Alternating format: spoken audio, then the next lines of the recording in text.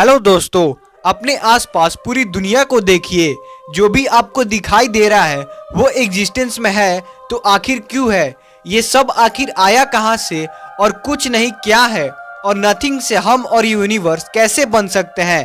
अब यहाँ पर इस सवाल को हम लोग यह कहकर टाल सकते हैं कि भगवान या किसी अन्य जीव ने हमें बनाया है, लेकिन इससे भी हम इस कैजुअलिटी कॉन्ड्रम को सॉल्व नहीं कर पाएंगे, क्योंकि ये सवाल फिर आएगा कि आखिर उस भगवान या फिर उस हायर इंटेलिजेंट जीव को किसने बनाया, आखिर वह कहाँ से आया, और क्या हम खुद ही भगवान तो नहीं है? तो फाइनली हम कोई बेटर लॉजिक ढूंढना पसंद करेंगे इस कॉजुअलिटी कॉन्ड्रम को सॉल्व करने के लिए। आज हम सारे स्पेस लवर ग्रुप के फैक्ट इंथुजियास्टिक मेंबर्स इसको सॉल्व करने के लिए अपनी सारी थ्योरीज लगा देंगे। तो चलिए इस वीडियो को शुरू करते हैं। वीडियो का टारगेट रखते हैं 20 लाइक्स का। ऑब्जर्वेबल यूनिवर्स यानी हमारा यह ब्रह्मांड, जिसे हम कॉस्मिक माइक्रोवेव बैकग्राउंड रेडिएशन की मदद से देख सकते हैं, जो कि 93 बिलियन लाइट ईयर्स तक फैला हुआ है। इसमें इतना सारा मैटर भरा है कि कैलकुलेट करना भी मुश्किल है। साइंटिस्टों का कहना है कि पूरा यूनिवर्स एक 14 बिलियन सालों पहले एक छोटे से धमाके के साथ जन्म हुआ, जिसे हम बिग बैंग कहते हैं। पर लेट्स बी फ्रैंक, ये सारी चीजें कुछ नहीं से कैसे आ सकती हैं? आखिर 0 + 0 1 कैसे हो सकता है? हमें पहले समझना होगा कि आखिर कुछ नहीं का मतलब क्या होता है। कुछ नहीं को कहते हैं एम्प्टी स्पेस यानी वैक्यूम। जब आप स्पेस से सारे मैटर्स, पानी, हवा सब कुछ निकाल दो तो जो जगह बचेगी वही वैक्यूम, मतलब नथिंग। क्या हमारा एम्प्टी स्पेस नथिंग है? नो, ये एक सिमुलेशन है जो साइंटिस्टों के द्वारा बनाया गया है। दोस्तों, इसमें जो भी आप हलचल देख रहे हैं इसे कहा जाता है क्वांटम फ्लक्चुएशन, और यह एक एम्प्टी स्पेस का 3D मॉडल है और ये नथिंग में ही हो रहा है। यह कोई थ्योरी नहीं है, बल्कि इसका रियल लाइफ में प्रूफ भी है। 1948 में डच साइंटिस्ट हेनरी कैसमिर ने एक एक्सपेरिमेंट किया, जिसमें उन्होंने 2 मेटल शीट्स को एक वैक्यूम में एक दूसरे के करीब रखा, और कुछ ही दिनों के बाद वो 2 मेटल शीट्स आपस में जुड़ गए थे। अब ये इसलिए हो पाया था क्योंकि क्वांटम फ्लक्चुएशन उनके पीछे ज्यादा हो रहा था एज कम्पेयर टू उनके बीच में, इसलिए ये आपस में जुड़ गए। Interesting right? इसका मतलब एम्प्टी स्पेस एक्चुअल में एम्प्टी नहीं है।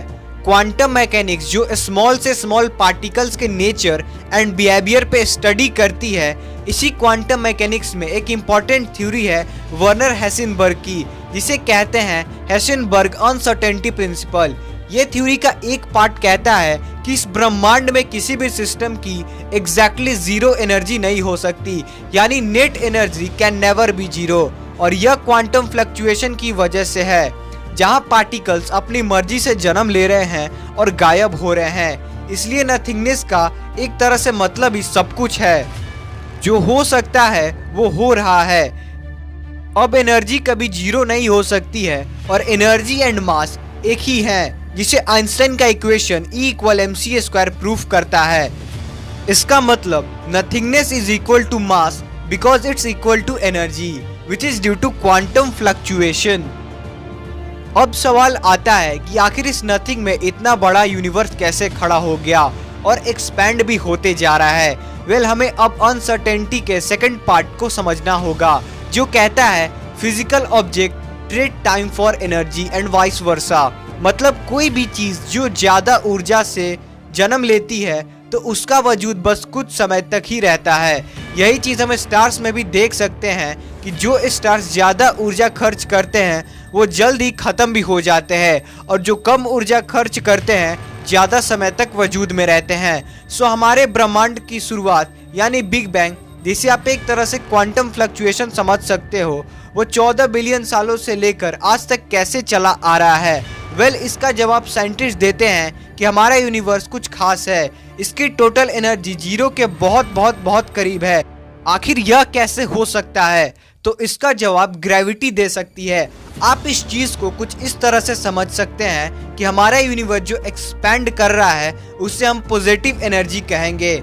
इसी एनर्जी को हम डार्क एनर्जी भी कहते हैं। बट इसके अगेंस्ट जाने वाली एनर्जी है ग्रेविटी, क्योंकि ग्रेविटी चीजों को आपस में अट्रैक्ट करती है। तो ग्रेविटी एक तरह की निगेटिव एनर्जी हुई। जो यूनिवर्स के एक्सपेंशन को स्लो कर रही है, और इसी एक्सपेंशन के कुछ समय को हम अपने कुछ वक्त में देख पा रहे हैं, जिसे हम जिंदगी कहते हैं। यह ब्रह्मांड खुद में ही कुछ नहीं है और खुद में ही बहुत कुछ भी है। यह सवाल बहुत ही अटपटा लग रहा होगा। देखा जाए तो हमारा इस यूनिवर्स में होना हमारे ना होने के ही वजह से है।